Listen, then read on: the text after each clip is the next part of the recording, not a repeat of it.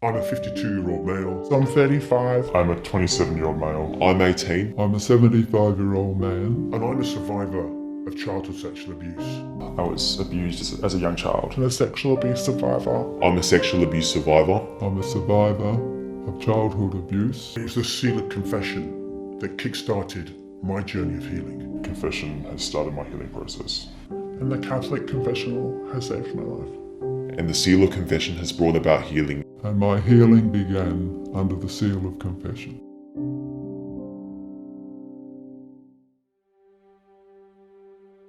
The seal of confession in Western Australia is under its greatest attack, as is every Catholic and Orthodox priest. And this is a direct assault on Jesus and his power to heal our deepest wounds. My name is James, and I'm a survivor of extensive childhood sexual abuse. As a non-Catholic, non-Orthodox teenager, I first disclosed my abuse under the seal of confession. Now, at the time, I was suicidal. I had no one to turn to. It was the profound empathy of the priest in confession that day which literally saved my life. And 20 years later, I went to the police and became the key witness in a case which convicted a serial paedophile. Now, without the safety I felt with the priest under the seal of confession, I would never have begun my healing journey, which would have left a prolific abuser free to damage more children's lives. The confessional seal saved not only my life, but in turn saved many children from being abused. Today, I have the honour of walking alongside victims of every age and culture. Now, unbeknown to most Western Australians, survivors' basic freedoms are under threat, as possibly are your own. You see, the McGowan government is pushing a bill to force priests to break the seal of confession in relation to child abuse.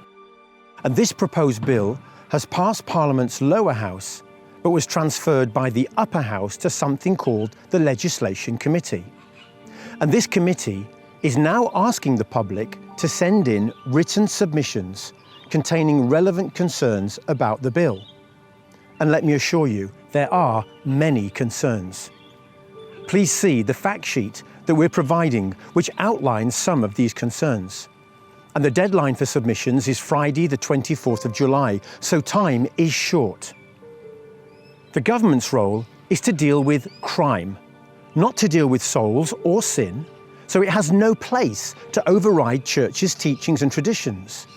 And it's commonly known that child abusers don't visit the confessional, and even if they did, forgiveness for their sins would depend on them confessing their crimes to the statutory authorities.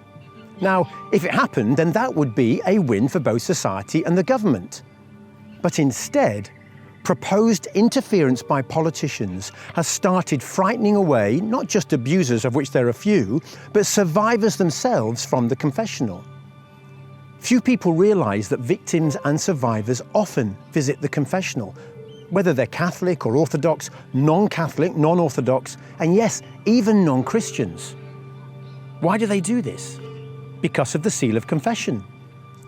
The seal offers victims a safe, secure, and watertight place where they can be listened to without cost and where they can remain anonymous and can decide what they're ready and not ready to share, and all of this in complete confidence. The confessional seal, as it presently stands, it literally saves lives, and it offers every abuse victim the chance to begin to heal. And yet the government's bill threatens this safe space. And really what it does is it destroys hope, and it will lead to more suicides. And no decent citizen or politician should stay quiet and let this happen. So let me be really clear. Policing the seal will mean more victims traumatised, which will lead to fewer convictions, which means more child abuse in society. Several courageous survivors have filmed videos telling their powerful stories of healing and hope thanks to the seal of confession. I invite you to watch these and to share them widely with those you know. And please also consider writing a submission to the Legislation Committee outlining your support for survivors of childhood abuse who desperately need the seal of confession to remain outside of any political interference. And who knows, Standing in support of the seal might, without your knowledge, mean saving the life of someone that you love.